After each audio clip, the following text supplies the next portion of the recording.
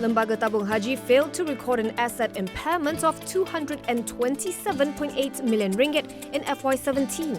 According to the 2017 Auditor General's report, impairments were identified in 3 subsidiaries and 3 associate companies, particularly in its investments in TH Heavy Engineering. The report added TH was guilty of inconsistency when it came to its policy on reporting impairment of assets. It pointed out that the policy was changed every year.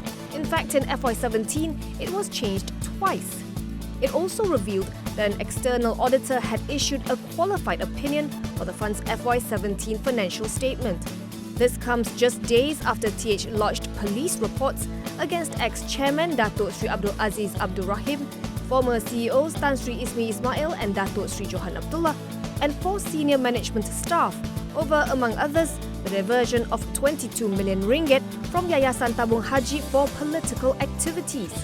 Aziz has, however, denied that all the funds came from depositors. He says all but 7 million ringgit came from UMNO, Putrajaya and corporations, and that the monies went to eligible impoverished Muslims regardless of their political ideologies.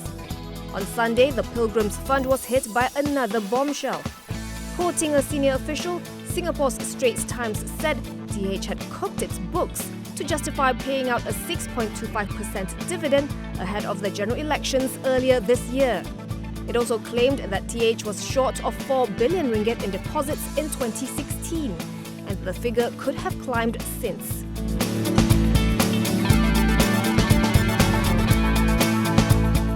A total of 279.2 million ringgit in government subsidies allocated for the construction of 13,690 homes under the Rumah Mesra Rakyat Satu Malaysia scheme was used for other purposes without MOF's approval.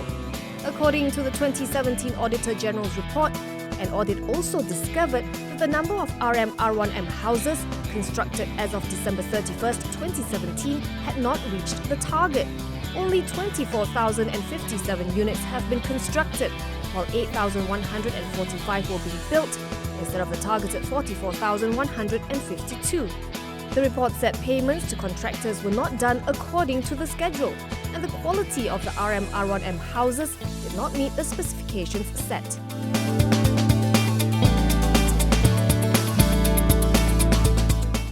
Former Auditor General Tan Sri Amrin Buang will testify at the Public Accounts Committee meeting tomorrow on the alleged tampering of the 2016 AG's report on 1MDB. PAC Chairman Datuk Sri Dr. Ronald Kiandi told the press that Amrin will face the PAC at 11 a.m. He said Amrin has been identified as one of the witnesses who will be giving their statements to the committee.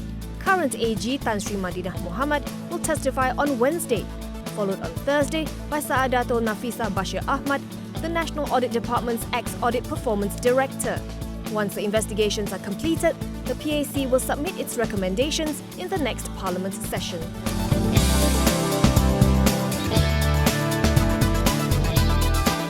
Bumi Armada, whose share price slumped to a record low of 16 cents last Friday, says its CEO had issued an internal memo to employees stating that the group's efforts to pursue new work have been limited by its financial situation. This is because it has not made substantial progress with its lenders or financial parties. Bumi Armada revealed this in a stock exchange filing in response to an unusual market activity query from Bursa. It clarified that the memo was meant to highlight to staff the challenging market and financial circumstances faced by the oil and gas sector and the group. The situation has resulted in the group having to be highly selective in the projects it is pursuing. Bumi Armada is currently working with lenders to refinance a $500 million debt, as disclosed in its third quarter financial report. It aims to complete the refinancing by the end of the first quarter of 2019. Other than that, it said it is not aware of any other matter that could have contributed to the sharp fall in its share price. The counter rebounded by about 22% today to close at 19.5 cents.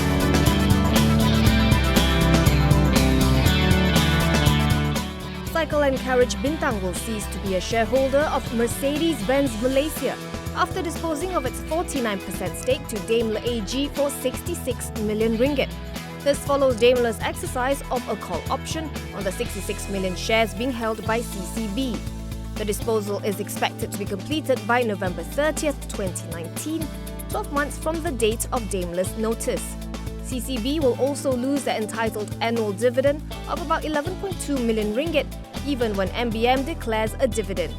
MBM was incorporated in 2003 as a joint venture between Daimler and CCB. Daimler holds a 51% stake in MBM, which means the exercise will give the German principal full control of the company. CCB is not expected to have any gain or loss from the disposal. It says it will remain MBM's partner of choice and that the disposal will not directly impact any of its trading operations and performance or its support of customers.